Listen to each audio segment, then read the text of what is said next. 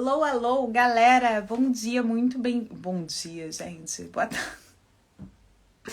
Boa tarde. A pessoa tá há tanto tempo sem fazer live que ela nem lembra se é bom dia ou boa tarde. Deixa eu colocar aqui nos comentários. Plano de artista. Bom dia, bom dia. Boa tarde, gente. Desculpa, eu tô tão acostumada com bom dia pra vocês. Ia? Tudo bom? Eu preciso que alguém me faça um favor. Eu preciso que alguém me faça um favor. Eu preciso fixar o nome da live. Então, se alguém for muito gentil comigo, por favor, escreve aí Plano de Artista Luiz Áquila para eu fixar o comentário. Vocês sabem que sempre as primeiras lives do Plano de Artista eu ainda tô meio bem assim sem saber o que eu faço, né? Então, assim, o tripé meio que cai um pouco. A gente dá, mas dá tudo certo. Então, vamos lá. Gente, que bom, que bom. Que bom que vocês estão aqui. É muito bom refazer, né, essa série de lives. E vocês vão ter algumas surpresas pelo caminho. Obrigada. É Luiz com... Tudo bem. Fixar. Obrigada, Rô. Então, vocês vão ter algumas surpresas pelos caminhos. Fiquem atentos, porque plano de artista... Esse plano de artista, ele vai ser uma maratona. Como é que é uma maratona? Cada dia temos um horário novo do plano de artista, porque a gente foi conforme os horários dos artistas. Então, o Aquila acabou de chegar. Eu vou só dar uma introduçãozinha. O plano de artista é uma série de lives que eu faço aqui, que vocês contam as suas trajetórias. Então, a gente tem convidados que já têm uma trajetória artística e a gente conta essa... Olá, boa tarde! Oi, Como estamos? tudo bem. Prazer em te conhecer, Adriana. Pois é, fisicamente, né? Fisicamente não, virtualmente, de rostinho assim. Ah, Cleo, tá boa, a câmera tá ótima. Você tá me ouvindo? Tô ouvindo bem. Não, tá ótimo. Então, muito prazer, muito obrigada por estar aqui compartilhando, né, um pouco da sua trajetória, que são mais de 50, são 50 anos, um pouco mais. Eu acho que mais, né? Mais, eu ia falar. Bom, a gente não fala. Que absurdo. E queria te agradecer por estar aqui. E queria começar, né, você se apresentando mesmo para a galera. Então, se apresenta. Sim, meu nome é Luiz Áquila, eu sou artista plástico, especialmente pintor, mas gosto de desenhar, fazer gravura. Quer dizer, eu sou um artista plástico brasileiro. Ah, tenho muito prazer no que eu faço. Quer dizer, a minha obra é muito baseada no prazer, né? No prazer da realização, no prazer da criação e no prazer da reflexão. Então, porque muitas vezes as pessoas acham que o prazer é uma coisa que impede a reflexão, mas pelo contrário, a gente tem prazer em pensar, né? Com certeza. Então é isso. Ai, que bom que você falou sobre isso, sobre o prazer da reflexão. E agora a gente vai lá para o começo. Deixa eu te fazer uma pergunta lá do começo, né? Como é que foi quando você começou quando artista? O que você imaginava? Ah, quer dizer, eu me criei no mundo de arte, né? Meu pai era arquiteto e foi pintor. Até os 30 anos ele foi principalmente pintor. E tinha muitos amigos artistas, eu morava em Santa Teresa e era vizinho de Djanira. Então, na casa de Djanira sempre tinha artistas, e lá em casa também. Então, eu me criei no mundo das artes. E muito cedo eu quis ser pintor, quis ser artista. Ah, então, essa é não é nenhuma decisão, é uma coisa que aconteceu comigo. Sabe? Eu nunca pensei eu vou ser artista. Eu acho que ninguém pensa eu vou ser artista. Isso foi acontecendo. E o meu interesse pela visualidade, né? Quer dizer, sempre gostei de ver, de selecionar, de olhar, de escolher como olhar, né? Porque normalmente as pessoas usam o olho como medida, né? Assim, grande, pequeno, grande, perto, pequeno, ou conferir conceitos, né? Como bonito e feio, né? Quer dizer, o artista plástico é aquele que usa o olho de uma maneira muito mais abrangente e cria com o olhar, né? Quer dizer, o olhar não é um olhar passivo, ou um olhar bobo, é um olhar comprometido com a inteligência também. Então, você acha que o artista, não estou afirmando, você acha que o artista é aquele que usa o olho com, com uma reflexão? Usa o olho com a emoção e a reflexão, né? Perfeito.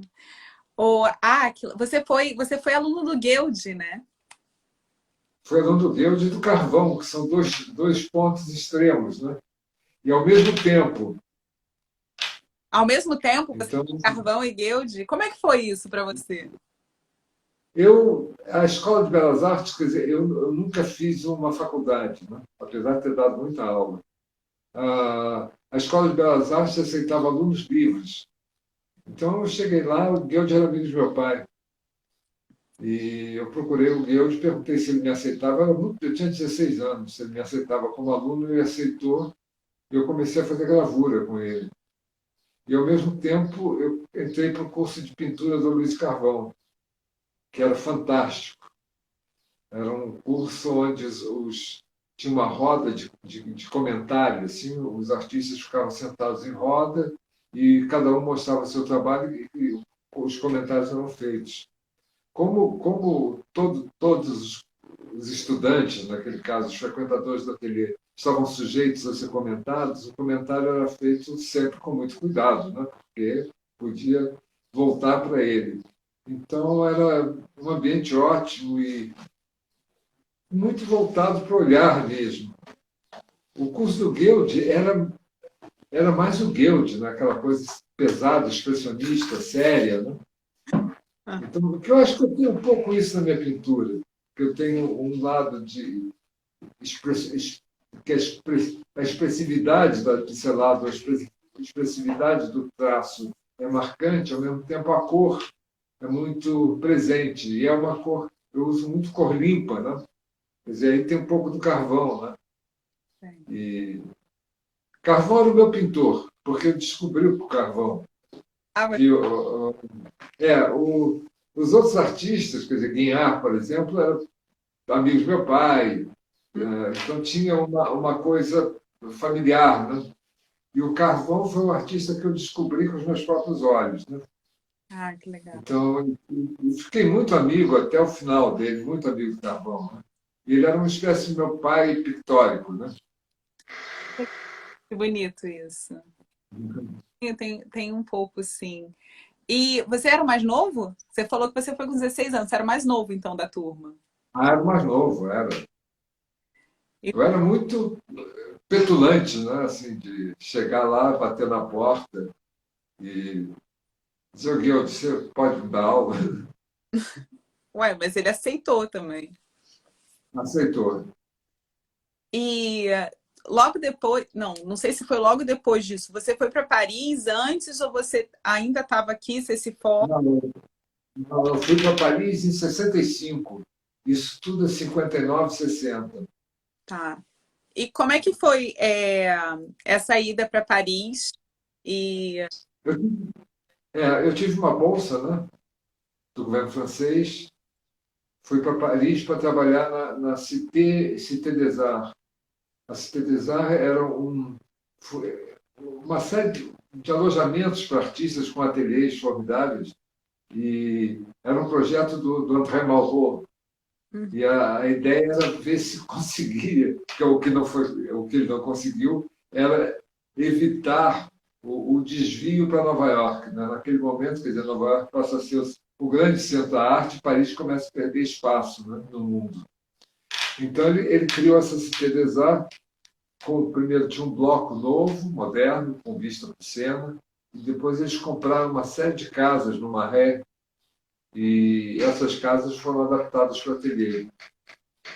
Então, e eu fiquei morando. Era muito interessante que você tinha artistas de várias partes do mundo, né? E não tinha só artistas plásticos, você tinha músicos também, então tinha concertos maravilhosos toda noite. Era uma coisa idílica mesmo. E quanto tempo você ficou lá? Eu fiquei na Cité des Arts um ano. De lá eu fui para Londres, que eu conheci a Liz, que depois casei com ela.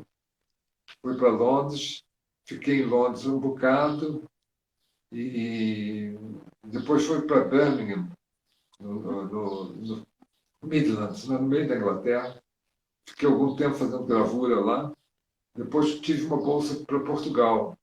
Fui para Lisboa, uma bolsa da Gulbenkian, daquela fundação.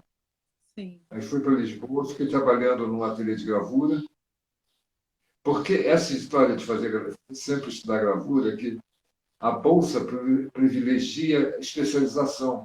E pintura não é considerada especialização, mas gravura é. Ah, Então é uma dica que eu dou para quem quiser pedir bolsa, peça para gravura. E aí fiquei trabalhando em Lisboa, depois fui dar aula, foi aí que eu comecei a dar aula. Eu fui para Évora, ao sul de Lisboa, né, ao sul do Tejo, e de um projeto que seria a implantação de um centro de estudos brasileiros. E Agostinho da Silva, que era intelectual português muito importante na oposição ao Salazar, era muito interessante e era muito ligado ao Brasil, né? Ele morava no Brasil. Então ele tinha essa ideia de fazer um centro de estudos brasileiros em Évora. Aí ele me deu o caminho das pedras para conseguir espaço, um espaço aí. Eu consegui um lugar lindo que era a cantina, que nunca aconteceu, no parque da cidade. Então eu dava aula ali e trabalhei muito também, desenhei muito. Foi muito bom. e você, assim, tudo bem, você começou a dar aula ali, mas você já tinha uma vontade de dar aula, porque depois, né, você vai ser um grande professor. Não? Não tinha vontade de dar aula, eu tinha vontade de viver de arte, né? Entendi. Quer dizer, eu comecei a dar aula, que era uma maneira de viver, de sobreviver, de Uhum. pagar o supermercado, né? E em Évora não tinha supermercado, tinha um mercado lindo de peixes, frutas, é incrível. E então foi aí que eu comecei a dar aula e vi a aula como uma possibilidade de me manter, né? E também um caminho para aprendizado, né? Quer dizer, você para dar aula você começa a ler, estudar e tudo mais. Então isso foi bom para mim, Sim. mas não era a minha vocação principal. E sempre eu dei aula muito preocupado. Eu sempre achei que as minhas aulas não eram muito boas. Aí eu me esforçava muito para dar aulas boas. E hoje me surpreende quando ex-alunos elogiam minhas aulas, né? Então era uma coisa que não era espontânea, vinha de um esforço. Mas você é o professor que formou toda uma geração, né, de pintores. Então, como que. Pois é, aí depois eu dei aula na Universidade de Brasília, onde eu tinha que seguir um programa, né? Ah, entendi. Tinha uma planilha, você tinha que dar aula daquele jeito e tal. E eu seguia, o programa em geral era muito baseado nos cânones da Bauhaus. E eu me senti um pouquinho tolhido por isso, porque você dava exercícios, então não tinha erro, né? Os alunos trabalhavam dentro de um espaço, né? Uhum. Ah, pedido pelo professor, então não tinha experimentação e não tinha erro. Então as coisas saíam sempre razoáveis, assim, você podia, no final do ano, fazer uma exposição, tinha aquelas coisas limpinhas e tal. Aí quando eu fui para o Parque Lage, eu vim para o Rio, né? E o Rubem Breitman, que era o diretor da escola, me convidou para dar aula. E aí, o primeiro semestre, eu dei aula mais ou menos como eu dava em Brasília, né? Com elementos da linguagem visual, né? Então, textura, o ponto, a cor, a linha. Aí eu falei, aqui eu posso dar aula de Luiz Áquila, né? Eu não preciso de seguir um programa. Eu posso dar Isso que é uma maravilha da Escola do Parque Lage, que é uma escola livre, né? Sim. Então, eu resolvi começar, as pessoas, era um ateliê de pintura, as pessoas começavam pintando. Não havia nenhuma introdução. E a partir da proposição do aluno, né, da própria pintura, eu criticava, falava e fazia uma avaliação, acentuando pontos importantes, chamando atenção para o trabalho. Então, o aluno já começava pintando. Quer dizer, não havia, a pintura não era o objetivo final, era o começo. E a partir da própria. Então, você passa a falar do próprio aluno, né? Do que ele propõe, em vez de você propor uma coisa. Então, foi muito interessante, eu gostava muito. No Parque Lage foi quando eu gostei muito da aula, né? E gostei muito de estar lá dentro também. Você acha que tem, assim, alguma... Que você falou que você gostava muito do ateliê da Luiz Carvão, se você pegou muito dessa sua experiência no ateliê dele? Muito, muito. Teve um período, no início eu dava aulas práticas, depois eu comecei a ter tanto aluno que não dava mais para ter aulas práticas. Aí, então, os alunos aí mostravam os trabalhos, né, e a gente criticava. A crítica era coletiva, né? Tinha pessoas que frequentavam o curso só para criticar, para refletir sobre arte, né? Uhum. Então havia um debate no final que as pessoas falavam, outras pessoas que não eram artistas praticantes, né, vamos dizer, e que conversavam sobre arte. Então criou-se uma atmosfera muito boa e ao mesmo tempo eu tinha ateliê dentro da escola, né? Uhum. Eu tinha um ateliê que eu dividia com o John Nicholson. E aí os jovens artistas, os jovens alunos, né, começavam a ver o professor embatucado, com dificuldades, com alegrias e momentos de grande dúvida em relação ao trabalho. Quer dizer, isso desmistificou e tirou do pedestal a arte. Né? Eles viram a arte no nível deles. E eu acho que é aí que criou espaço para a famosa geração 80, né? Que eram artistas muito talentosos, ah, muito estudiosos, né? No melhor sentido, sem caretice, né? Sim. Mas que formavam grupos de estudos, formavam grupos de desenho com modelo vivo. Em geral, toda essa parte de reflexão era liderada pela Beatriz Milhazes, né? Que sempre foi muito estudiosa e é uma artista muito culta. Né? Sim. Então, foi um período muito bom. Até que eu tinha tanto aluno, que os meus alunos começaram a fazer sucesso. Né? E achavam que as pessoas iam vencer na vida sendo meus alunos. E não é assim. Aí eu fiquei cansado da expectativa desses alunos novos. Né? Chegou um momento que eu tinha 60 alunos, aí eu tinha que dar senha. Tinha um monitor que dava senha para os trabalhos serem criticados. Então, aí eu parei, foi aí que eu parei da aula, isso foi em 86. E depois eu volto para dirigir a escola. E eu queria saber dessa volta também. Eu tenho outras perguntas. Você acha... Calma aí, vamos voltar um pouco no tempo. O que você acha que você foi influenciado esse seu tempo fora do Brasil? Porque era numa época assim que a gente não tinha muitas referências, a gente não tinha internet, por exemplo. Então, assim, você acha que essas referências e tudo contribuíram para o seu trabalho, com o seu trabalho como professor, com certeza, mas o seu trabalho como artista, o que você acha que mudou, sua percepção? Quer dizer, havia vida antes da internet. A Então, quer dizer, tinha livros ótimos. Né? E na minha casa conversava sobre arte o tempo todo, e na casa dos meus pais. E quando como eu disse, eu fui mais ou menos de olho feito, né? Uhum. Cheguei na Europa com um olhar e foi muito bom estar em Paris e conviver principalmente conviver na Cité des Arts com todos esses artistas de várias partes do mundo, né? Uhum. E foi muito bom do ponto de vista existencial também, né? Sim. E o Brasil ainda era muito conservador, as pessoas era conservador mesmo, meio provinciano, né? Sim. Então, a vida cosmopolita de Paris me fez muito bem, ah, de ter namoradas vindas de outros lugares, sabe? Essa coisa que a gente vai aprendendo, né? Sim. Os homens aprendem com as mulheres. Então, foi muito rico.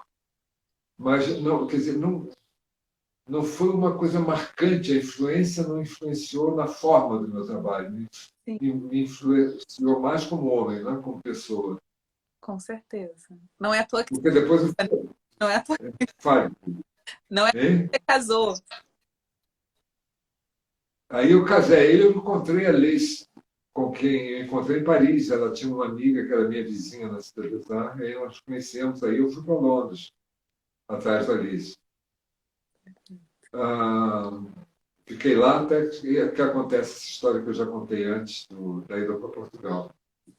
Perfeito. E exatamente, aí você deixa de. Você realmente foi o professor, né, que foi. É assim, se a gente procura você no Google, está lá. E, como é que fala? Artista que foi responsável pela geração 80. Como é que você vê atualmente? Eu tenho muito orgulho disso. Quer dizer, eu não fui o responsável sozinho. Sim, Eu talvez tenha sido o catalisador. Assim. E John deu muita aula para eles, Claude Cooper. Né? E, mas eu acho que eu aglutinava, eu aproximava. Eu tenho essa facilidade, né, de aproximar as pessoas. E eu aproximei esse grupo de artistas com os alunos. Né? Então, ao mesmo tempo, o diretor da escola era o Breitman, que tinha sido marchand. E já não era mais, mas ao mesmo tempo ele tinha muita facilidade, ele tinha facilidade com o mercado, e quer dizer, ele criou uma inserção no mercado desses jovens artistas. Né? uhum, Ah, então foi um momento, quando vem a exposição Como Vai Você, Geração 80, que aí foi na gestão do Marcos Lontra, né? E também foi muito interessante que Marcos tinha a idade dos alunos. Né? Os alunos, em geral, não eram novinhos, aham, eles tinham mais ou menos 30 anos, 20 e tantos, e tinha havido aquela crise que houve no final da ditadura, houve uma crise, pararam as obras todas. Então, assim, tinha aluno meu que era engenheiro, então eles estavam passando por uma crise financeira existencial e começaram a procurar valores mais profundos, né? E aí procuraram a arte, né? Daniel Senise é era, engenheiro, é, era engenheiro. E a Beatriz era professora. era professora de História da Arte. É. Ou era professora de História? Não, a mãe dela, é professora de Ah, História da Arte. Beatriz é professora de ginásio, de colégio. que legal. Não sabia. É. É, nossa, tem umas perguntas aqui. Vamos ver. Então, como é que foi essa volta depois que você volta para ser diretor da escola? Agora me fala, se você nunca quis ser professor, e aí diretor da escola, como é que foi isso? Quer dizer, eu não, quer dizer, não era um projeto meu ser diretor, ser professor, mas não tinha nada contra, naturalmente. É. Mas não era o meu projeto. Isso foi acontecendo. Ah, como diretor da escola, a escola tinha perdido na justiça, estava sendo despejada. Frederico Moraes, que tinha sido o grande crítico Frederico Moraes, que tinha sido o diretor anterior, tinha pedido demissão, e eu era presidente da associação de amigos da escola. Aí eu comecei a procurar gente para ser diretor, procurei Luiz Ernesto, Celeida, pessoas que poderiam ser diretores, ninguém queria, já era o fim de mandato do governo e a escola despejada. Né? Aí caiu no meu colo, eu tive que segurar a onda. Né? E aí foi um período de muita mobilização dentro da escola, ao mesmo tempo um período de costura política, né, para a escola poder continuar lá. Ah, ameaçado o tempo todo, tinha escuta telefônica dentro da escola. Então, era uma coisa mesmo difícil. E eu tinha um amigo, depois resolveu, que eu tinha um amigo que era chefe da Casa Civil do Collor. Uhum. E aí ele que conseguiu, então, era um diplomata, chama Otto Mayer, ele conseguiu, então, que o próprio presidente da República fizesse um decreto mantendo a escola lá. Então, fez um comodato, naquela época de 10 anos, que aí tem sido renovado sempre. Mas foi uma luta, assim, eu dormi à noite pensando na luta. Assim. E, Mas foi uma luta muito criativa. e como isso afetou seu trabalho?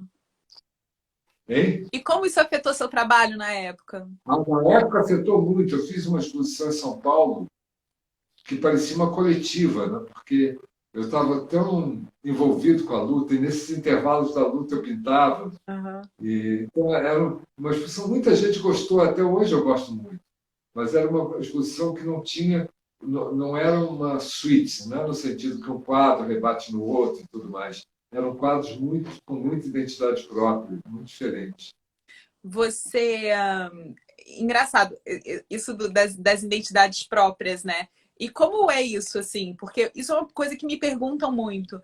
Ai, às vezes eu trabalho com muita coisa e eu não consigo ver uma linha entre os trabalhos. O que você diria para esses artistas? Que- Olha, continue a trabalhar, quer dizer, também se não tiver uma linha entre as obras, tem um artista que eu gosto muito, que é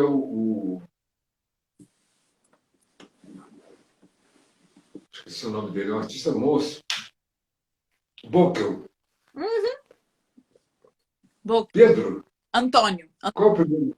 Antônio Bockel. Eu gosto muito do trabalho do Antônio Bockel, e ele é oposto a isso. Né? Ele faz coisas muito diversas e muito experimentais, e com muito gozo, né, nisso que ele está fazendo. Então, eu acho que ele, de vez em quando, quer surpreender você, né? E faz um negócio que não tem nada a ver com o outro que ele expôs. Né? Então, eu acho isso muito bacana. Quer dizer, meu trabalho tem uma unidade, né? Sim. Em geral. Quer dizer, tem uma história que perpassa. Quer dizer, os meus trabalhos são todos diferentes, né? Não são iguais, naturalmente, mas tem uma linha que perpassa todos eles. E, Mas admiro artistas como Antônio Boca também. e falando nisso, exposições e séries, enfim, e trabalhos, você é um artista que tem mais de 200 exposições no currículo, entre individuais e Uhum. coletivos. Como é isso, ter 200 exposições? Vamos lá, vou aos poucos, né? Como foi para você quando você foi para a Bienal? Quais exposições? Ah, Tá, conta. a Bienal é uma coisa incrível, assim, é quase como sexo. A gente vai num entusiasmo e você pensar que você está pintando, né, para a Bienal e pensar que no mundo inteiro, que naquele período tinha pintura, né, que não tem mais tanto, né? Então, e a pintura é uma coisa muito relacionada à emoção, né? Uhum. Então você está pintando, imagina que no mundo inteiro tem pessoas pintando para aquela Bienal que você está, né? E aí você e a Bienal, eu não, quer dizer, eu não tenho da inauguração da Bienal, já algumas Bienais, mas a Bienal tinha um clima muito celebrativo, né? Muitas festas. Sim. Então, isso tudo. E o meu trabalho naquela época, como sempre é, né? O meu trabalho tem um lado celebrativo. Né? E isso casava muito bem com aquela Bienal. Que estava o Jorginho Guilherme também, estava o Baravelli, estava aquele artista francês, É uma Vialá. pintura. Foi uma Bienal com bastante pintura, é verdade. Agora você está falando. Muita pintura, muita pintura. É verdade. E aí eu estava com 40 anos, né? Foi um momento muito bom. E você tem alguma exposição que te toca ou que te tocou, que você fez, né? Ou pode ser coletiva, individual. Sei que você já fez algumas retrospectivas. Tem individuais são muito importantes para mim, né? Individual no Mar, no Rio, foi 90 e poucos, que era só de quadros grandes. Eu gosto de pôr nomes literais nas exposições. Essa exposição chamava Quadros Grandes, e eram mesmo grandes. Ah, depois eu fiz, há 2 anos, ou mais, eu fiz uma retrospectiva no Paço Imperial, que aí era uma retrospectiva que tinha desenho, tinha tudo, tomava o segundo andar inteiro do Paço. E quando foi a exposição no Museu de Belas Artes? 1919. 2019. 2019, eu fiz uma exposição no Museu de Belas Artes que chamava Terceiro Milênio, que eram só obras desse milênio, né? Obras dos últimos 10 anos, obras recentes. E tinha obras que você precisou, assim, obras que já estavam vendidas e que você precisou pedir para Pedi emprestado e tal, tinha. Então, eu queria que você falasse um pouquinho sobre a importância de você saber onde estão seus trabalhos, para exatamente se você tem uma retrospectiva ou alguma coisa disso, para você pensar. Eu tenho uma vaga ideia, porque, em geral, meus trabalhos são vendidos por marchand, né? Quer dizer, raramente vê gente na minha bateria comprar quadro, muito raro. Então, quer dizer, mas eu tenho uma marchand muito colaborativa, muito que é a Patrícia Costa. Sim. E eu pude contar com ela muito, pude contar com ela quase como curadora da exposição. Que legal. Então, ela me dava o caminho das pedras. Né? E você já está com a Patrícia há quanto tempo? Tem uns 13 anos. E como é que é essa parceria marchand-artista? Conta um pouco. Olha, eu acho que varia muito, né? Com a Patrícia, porque como a Patrícia é uma pessoa muito carinhosa, assim, uma pessoa muito humana, né? Então é uma relação muito fácil, né? Muito fluente. Então é boa, quer dizer, é difícil, porque tem momentos que o marchand deixa de estar interessado naquela obra que você está fazendo naquele momento. Né? Quer dizer, todo marchand, eu acho, gostaria de ser pintor, ser artista. Né? Então, eles esperam de você o que eles gostariam. Né? Uhum. E, às vezes, você não corresponde àquilo que eles gostariam. Aí eles ficam sentidos, tristes. Aí acaba essa relação. Né?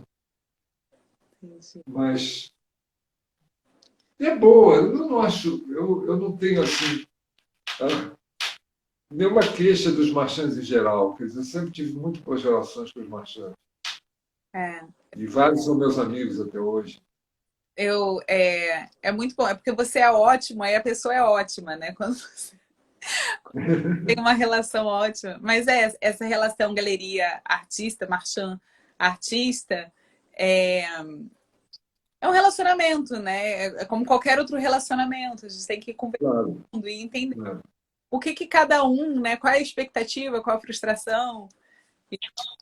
Pois é, e varia com o tempo, né? Também tem suas etiquetas, como toda profissão tem sua etiqueta própria, né? Sim, com certeza. Seu ritual próprio.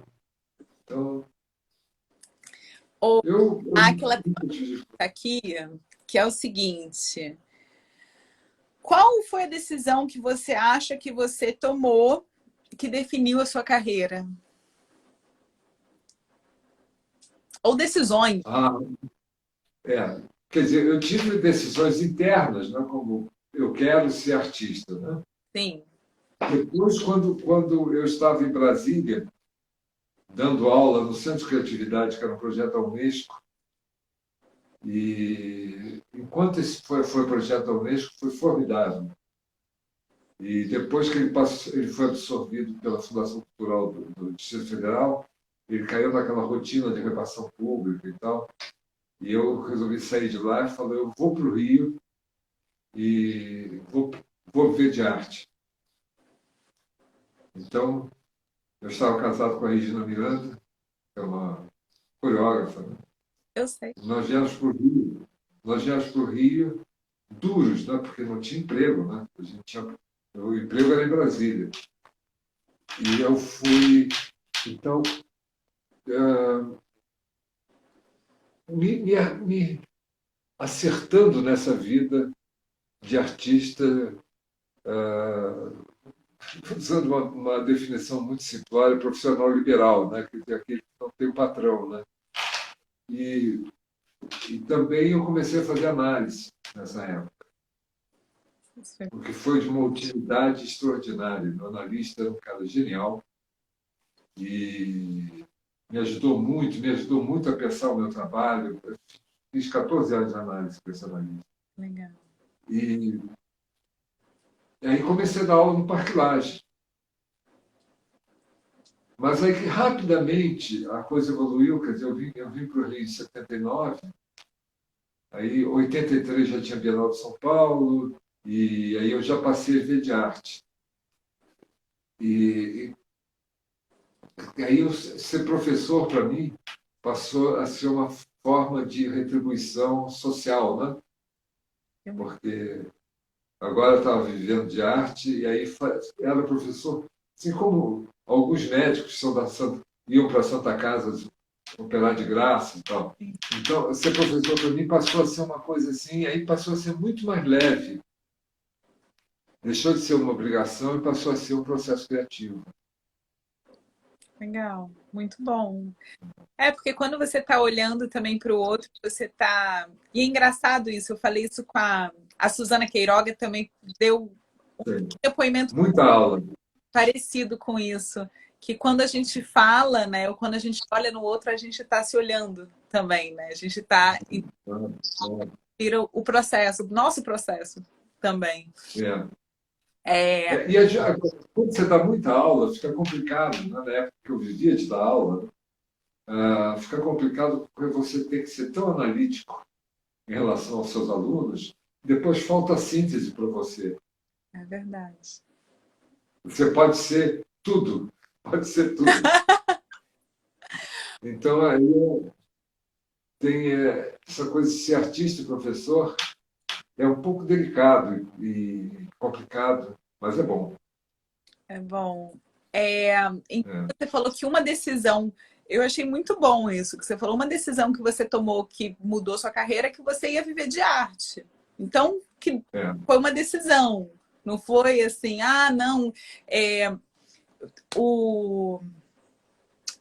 esqueci o nome do artista, mas ele falou também quando ele foi fazer faculdade em Nova York, aquele japonês, gente. Bom, eu logo lembro. Ele falou que quando ele entrou na faculdade de arte em Nova York, que ele falou assim, eu preciso viver disso. E não interessa como, mas eu vou viver disso. E Não, é assim. é uma decisão mesmo que toma, né? Fala, eu vou ser artista. E gostei. Agora chega, eu vou ser artista só. Agora me conta que agora você é diretor cultural da Casa de Petrópolis, Instituto de Cultura. Me conta que eu fui na exposição do Pedro Varela e do Bruno. Você foi? Que bom, tão bonita aquela exposição. Gente, não, e é linda, a casa é linda, é tudo lindo. Não, a casa é incrível. Conta um pouco. Aquela casa. A casa era a casa de verão de meu bisavô, né? Meu bisavô que fez aquela casa, construiu. E é onde eu passava as férias quando criança. Né? Quer dizer, minha relação com Petrópolis começa através daquela casa. Né? Uhum. E a casa, ela não tem elas são 30 e tantos proprietários, são os herdeiros, várias gerações. Então, quer dizer, muitas decisões definitivas são muito complicadas. Né? A casa é tombada pelo IFAM, o jardim é tombado. O jardim é o destaque do tombamento, que o jardim é projeto do paisagista Brasil, que era um francês que esteve no Brasil no segundo reinado. E ele fez vários jardins, ele fez a Quinta da Boa Vista, o Passeio Público, ele fez inúmeros jardins no Brasil. E esse jardim é o único que mantém o traçado original, né? É o único jardim que é realmente como o Brasil projetou. E aí a casa estava meio abandonada, e uma coisa meio sem rumo. Aí eu, com mais uma prima e um primo, né, resolvemos que a gente ia pôr a casa de pé de novo. Quer dizer, criar... Há 20 anos atrás tinha tido uma exposição muito importante chamada O Século das Mulheres, que é uma exposição para celebrar a passagem do século e a partir da ideia de que o século das mulheres é quando as mulheres passam a ser figuras principais nas artes plásticas, né? Quer dizer, que ela deixa o segundo plano para tomar o primeiro plano. Então, era uma celebração das artistas mulheres, né? Que faziam trabalhos relacionados ao gênero. Quer dizer, não era só artista que era mulher, mas o trabalho se relacionava à questão do gênero, né? Uhum. E essa exposição tinha Beatriz, tinha Adriana, tinha... É incrível, Tomiotaki. Olha. Aí, mas depois houve assim, um leve desentendimento com a família. Eu detesto confronto, eu saí de banda. Assim, isso por causa da obra da Márcia X. Né? A Márcia X tinha feito um trabalho lindo, que era num chão de madeira, com terços de plástico. Ela tinha criado um padrão e os terços se transformavam em pênis. Uhum. Então tinha aqueles pênisinhos terços. Isso criou um certo choque na família. Mas agora só tem os primos, não tem mais tio. Então, a gente está com muito mais liberdade. E esses 3 primos têm vocações muito diferentes. Quer dizer, a minha prima é a matriarca da casa, né? Assim, que dá unidade à casa. Tem o primo Gregório, que é o homem prático, né? Que cuida da casa para ela ficar em pé e tudo mais, e eu que entrei na parte cultural. O também é muito bom, o restaurante fica lá fora. É simpático, né? É. E o jardim está ficando cada vez mais bonito, porque o Gregório está reencontrando o traçado original do jardim. Né? Então ele está limpando, está muito bonito. Volte aqui. Eu vou voltar, com certeza. Mas qual é a sua ideia para casa? É que vocês tenham exposições de arte contemporânea, né? A exposição, quer dizer, é criar o que o Lúcio Costa chamava harmonia de contraste. Né? Você criar situações contrastantes de modo que a casa seja mais visível e a casa faça a exposição visível, né? Através do contraste. Então, por enquanto, só tinha aquela sala que você viu, né? Uhum. Só tem aquela sala para exposição, aquela sala, e interferências que a gente faz naquela coisa ultra decorada do século XIX. Né? Sim. E, assim, a mais longo prazo, pretendemos restaurar o segundo andar, onde eram os quartos. E ali é neutro, os quartos são brancos, quer dizer, tem muito espaço para exposição. Mas isso só mais tarde. Só mais tarde. Tem uma exposição programada para fazer lá em cima, que chama Isso Me Representa, que é chamar um monte de gente que vai trazer artistas, intelectuais, donas de casa, gente de todo tipo, que vai trazer um pequeno objeto que represente ela. Né? Pode ser um poema, uma pintura, mas pode ser um papel de bala, pode ser... Como é que ela se sente representada? Né? Perfeito. Isso para o futuro. Ó, estão perguntando qual o nome da casa. O nome é Casa Cultural. Calma aí. Casa de Petrópolis. Casa de Petrópolis. Fala. Instituto de Cultura. Casa de Petrópolis. O nome é Casa de Petrópolis. Mas ela é conhecida também como a Casa de 7 Erros, né? Que eu chamo de 7 acertos. As 7 acertos. Quando você olha de fora da casa, você consegue achar 7 acertos. Então. Com 7 acertos, porque ela só é uma unidade porque ela não é simétrica. Se ela tivesse um eixo no meio e os dois lados fossem rebatidos iguais, ela ia parecer casas geminadas, né? Sim. Parecer 2 casas. Então, o que é muito bonito, eu acho até teoricamente, que é o que dá a unidade é a diferença. Sim. Pode ser. É bem bonita mesmo. É bem interessante olhar essa. Mas vale a pena ir. Vale muito a pena quem estiver em Petrópolis. Vamos voltar aqui para as perguntas da galera, que eu saí das perguntas. Vamos lá. Quais você já está finalizando, mas tem algumas perguntas aqui na caixinha, então eu vou abrir. Mas quais foram seus maiores erros e acertos e o que você faria diferente? Isso é uma pergunta complicada, porque os erros do passado, né, às vezes se transformam em acertos no presente. Né?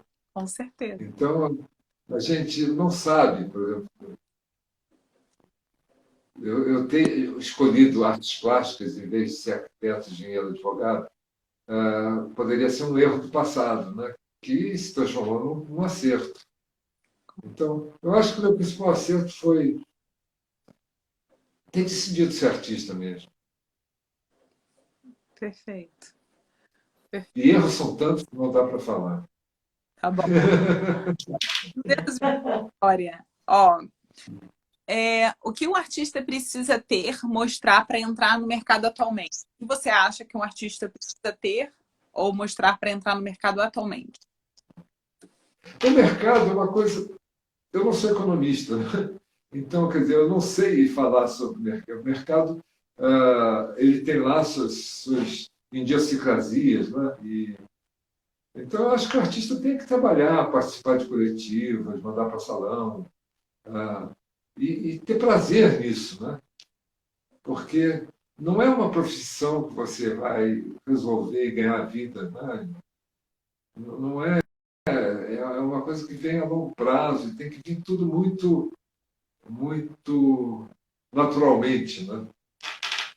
Se você fica ansioso pelo mercado, você começa a idealizar o mercado e não existe esse mercado ideal. Quer dizer, havia assim no tempo, no Renascimento, você tinha os papas, os nobres, né, que adquiriam suas obras, encomendavam suas obras. Agora você não tem, você não sabe quem é que tem seu trabalho, para quem é, que tipo de gosto ele tem. Quer dizer, você tem que cuidar de fazer o seu trabalho para você. Primeiro tem que ser para você. Perfeito. Eu gostei muito que você, quando você estava falando da história que o seu ateliê era dentro da escola, e tira aquela coisa do artista do pedestal, né? Porque vão ter dúvidas sobre o trabalho, vão ter caminhos, né? E vão ter frustrações e dias muito felizes dentro do ateliê, né? Você podia falar um pouquinho sobre isso? Sobre a vida no ateliê? Isso. Era ótima a escola, porque ela era muito pobre, né? Então, tinha uma cantina onde comia-se assim, prato feito, né? Um cafezinho ruim, mas tinha um público maravilhoso, gente incrível lá dentro, né? Então, a convivência. E teve uma época que eu ia para a escola às 10 horas da manhã, dava aula o dia inteiro, né? Nesse início, né? Quando eu resolvi. Dava aula o dia inteiro. Então, eu vivia na escola e pintava no ateliê da própria escola, junto com o John Nicholson, que é um quiet American, assim, um americano tranquilo. Né? E nós trabalhávamos em paredes opostas. Né? E era muito engraçado que, de vez em quando, a gente ia afastando para ver o quadro e, pum, dava uma trombada, assim, ou metia o pé no balde do outro. Né? Então, era um momento. Talvez, assim, na minha experiência coletiva, foi o melhor momento. Que bom. Bom dividir o ateliê com alguém que você tem afeto. Né? E, na verdade, eu dividia tudo, a escola inteira, né? É. A gente vivia lá, vivia na escola. Ó, a Ana Rupp tá falando, lembro muito bem do seu ateliê. É bom, né? Deve ter um monte Ah, de seu aqui. quem falou? Ana